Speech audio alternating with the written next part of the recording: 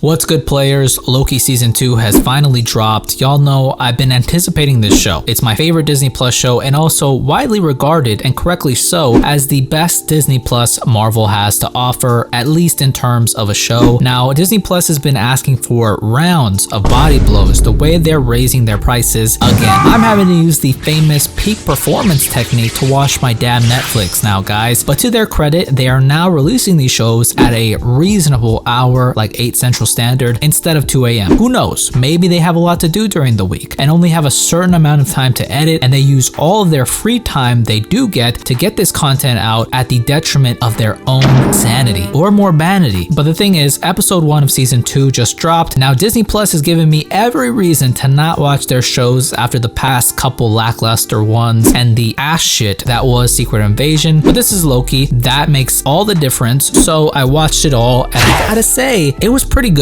Okay, it looks like a lot of the things they did well in the first season are being continued for the show. We get to explore more of the TVA and its processes, but with an almost Prisoner of Azkaban time element, it seems, and that's looking very interesting. So we'll get into that in a bit. The story, the plot, some of the things I picked up on, and some predictions. But before we do, players, just informing you that there will be spoilers for this episode. I know, huge shock. Who would have thought? So if you haven't seen it, I want you out of here. Nobody wants you here. So the episode picks up from season 1 with Loki running from the TVA agents after getting kicked through that time door by Sylvie, and what seems almost like a dystopian version of the TVA, with Kang prominently featured throughout the TVA now, and no one seems to know Loki, even the people he knew directly like Casey. But after he time slips back into the present where he meets Casey again, he actually remembers Loki this time. Keyword time. Loki also notices a crack in the floor that hasn't left from when he crashed that mail cart before he time slipped, which, come on TVA, get on your shit, epoxy that bitch. So this is the first indication of this whole timeline existing in the TVA, which gets expanded on, but I was under the impression that time didn't even exist in the TVA. It existed outside of the timeline. That's why nobody aged, and that's what was rendering the Infinity Stones inert. But it seems Loki is moving through time in the TVA, so Kang is doing something very crazy with time here, or time is just acting crazy, maybe because of all the branching,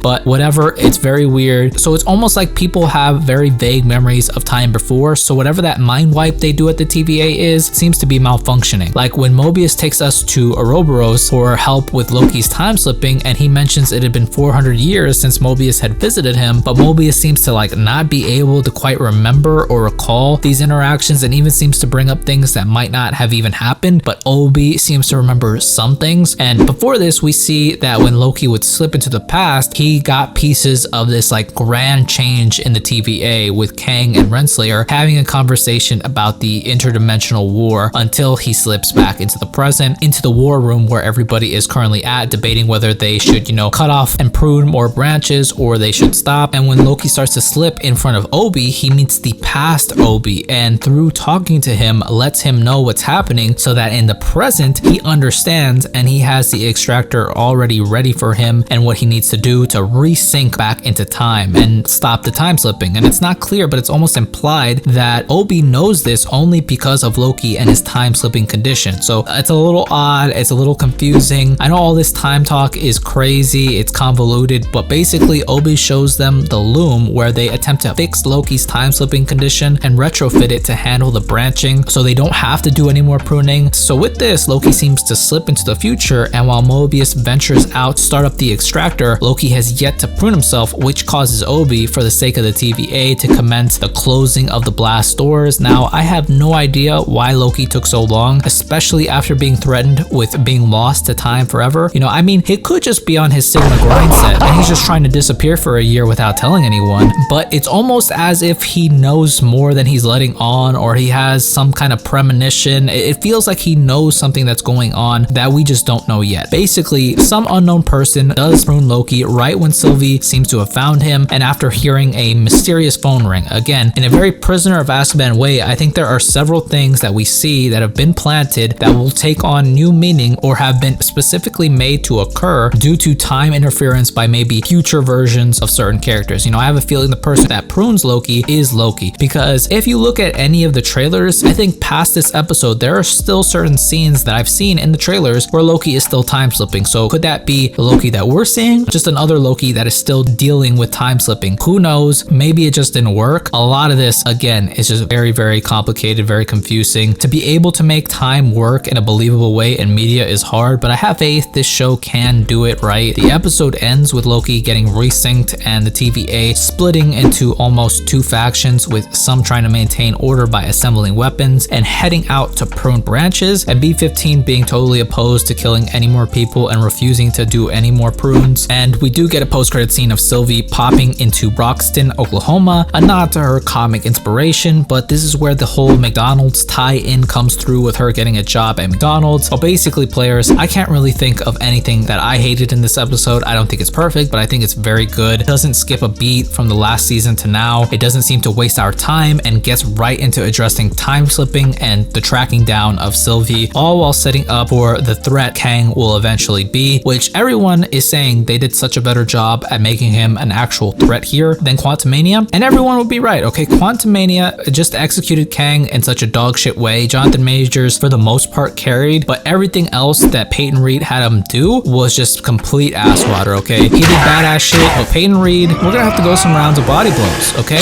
Nevertheless, his ass took again mauled. They also managed to build up a good atmosphere of tension with the loom and Mobius setting up the extractor. Plus, the cinematography is as on point as it was in the first season. The music, the performances also were super solid. Tom Hiddleston really elevates every scene he's in. Mofo is a beast, okay? There's a reason he's still thriving as this character in the MCU. It's almost like, what, 15 years that he's been Loki? It's for a reason. Altogether, I think they're weaving a very interesting and mysterious time adventure story that will reinvigorate the MCU for the time being, at least. That's why I'm giving Loki episode 1 season 2 a fluctuating 7.5 to 8. Depending on how they tie everything up this season, it has a really good shot at outdoing the first, but only time will tell. So depending on if next week's episode of Loki is more fire than next week's episode of The Boys, or if something crazy drops next, for the most part, I think I might just continue to cover Loki and then wait to do like a season finale review of The Boys, but we will see about that. That is pretty much it, players. Let me know what you thought of the episode. If you have any predictions, any things that you picked up on. If you liked the video, leave me a thumbs up, comment down below, and if you want to subscribe, I always appreciate it. Thank you guys so much for watching. I hope all of you guys are well, and I will see you in the next one.